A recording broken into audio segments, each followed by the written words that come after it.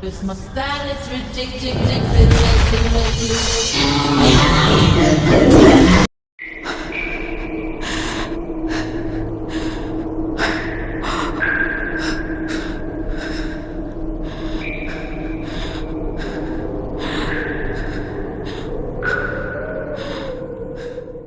It was the Halloween night of 2011 when I was out trick-or-treating with two of my close friends. For disclaimer purposes, I'll be using pseudonyms, as I like to keep the identity of everyone involved in the story anonymous. That being said, I'll go by the alias Mike. My friends will go by Tom and Jerry, respectively. We were all dressed as characters from our favorite childhood cartoons. I was dressed as Naruto, as that was my favorite anime. Tom was dressed as Goku from Dragon Ball Z. Jerry was dressed as Spider-Man, as he was a hardcore fan of the Tobey Maguire series that aired in the early 2000s. I remember us trick-or-treating for about a solid hour or two around the neighborhood. I could feel my legs get sore from all the relentless walking and strain from carrying my heavy sack of candy. My bag was starting to get full to the brim. My friends' bags were just as full, as they began carrying their sacks over their shoulders like they were Santa Claus delivering gifts on a Christmas evening. If I had $1 for every candy that was inside my bag, I would have definitely had enough to buy myself a new gaming console. Guys, can we go home? Dude, don't give up yet. We still got room in our bags. Just 10 more minutes, man. You're just saying that because you're practically wearing a onesie made out of women's leggings. At least you don't have to wear this stupid wig on your head. Stop being such wimps. This day only comes once a year, so grow a pair and let's keep going. Jerry began to make his way further down the street, while me and Tom looked at each other with a disdain look that screamed, "Let's get this over with quick." We then proceeded to walk towards Jerry's direction. I recall Jerry already standing in front of a house with his arms extending his bag towards the candy giver saying, "Trick or treat!" I also noticed this one trick-or-treater wearing a Jason Voorhees mask standing behind him. He was a tall and slim kind of guy who was either a really big kid or just an older man who didn't want to give up the trick-or-treating tradition. As we approached another house, Jerry said, "Alright guys, just 2 more houses, then we can bounce." The individual wearing the Jason mask casually inserts himself in the conversation and says, "Would you guys mind if I trick-or-treat with you as well? I lost my friends and don't have my cell phone on me." I personally didn't want this guy tagging along, as I was already done with the day and didn't need any further baggage prolonging the night. I casually make eye contact with Tom and Jerry while desperately trying to portray signals to not accept the guy's request.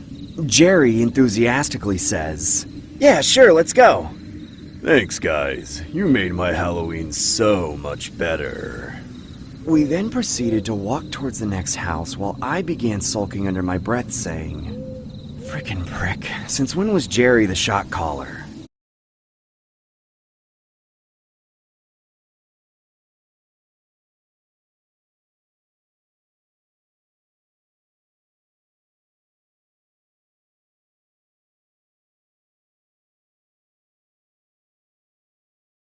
Take a colorful journey of flavors with National's all-new recipe mixes.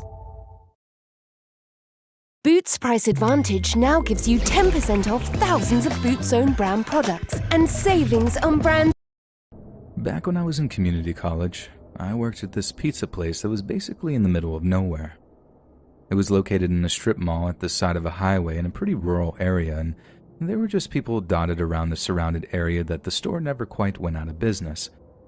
But since we hardly made any money, we operated a skeleton crew at all hours, and especially late at night.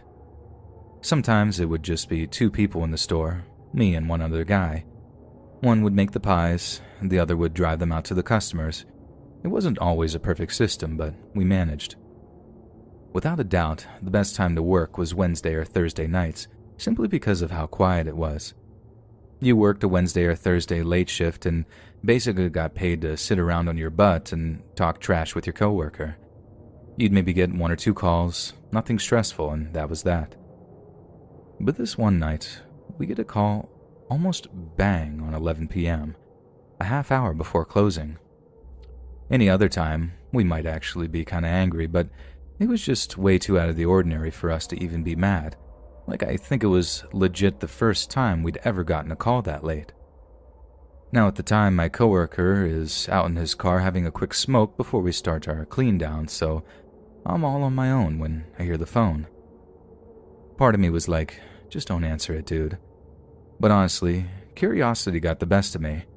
Most of the families in the county work their farms, so they go to bed pretty early in the evening, so who was calling so late? When I pick up, I don't recognize the voice on the end. Given the nature of the job, I pretty much know everyone who calls, along with exactly what they're going to order. But still, it's not entirely unusual that we get someone new calling. But what was really unusual was how this guy's order differed from most others, not to mention how he was acting in general. So right off the bat, I can tell there's something not quite right with the guy. His voice was super raspy.